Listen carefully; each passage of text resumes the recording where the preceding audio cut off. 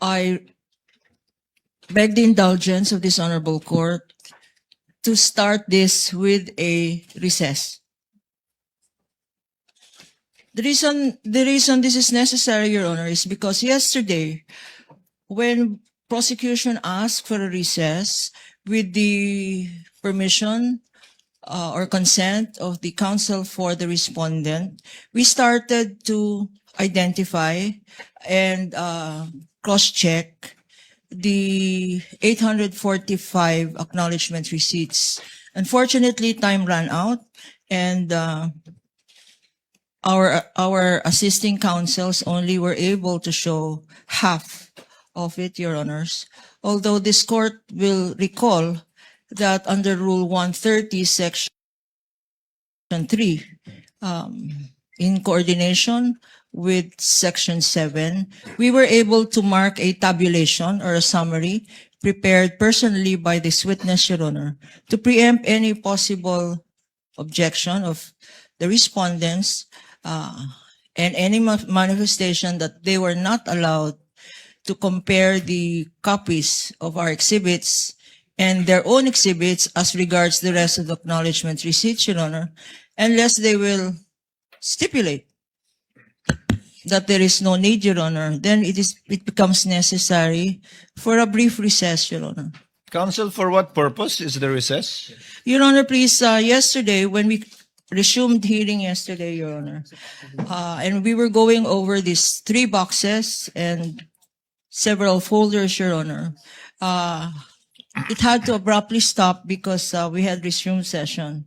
And at that time, our associates noted that kalahati lang po ang natapos sa pag-compare. Counsel, the presiding officer will have a query first beforehand. Yesterday, you presented a summary and a table of his findings based on the 845 acknowledgement receipts contained in the 3 boxes. 3 boxes. Yes, Your Honor. And you presented some samples. I count 1, 2, 3, 4, 5, 6 examples rather. So you mean to say you want to present more acknowledgement receipts as samples as part of the tabulation of the witness? No, Your Honor. What we would like to do now and inquire from counsel for the respondent is if it's no longer necessary for your associates to look over the said acknowledgement receipts, Your Honor, if they can manifest that and to preempt any possible technical objection in the future on their cross-examination or upon offer of these exhibits, Your Honor, because these exhibits will have to be offered in due time, and we do not want it as an objection to the offer that they were not able to compare the rest of the acknowledgement receipts, Your Honor.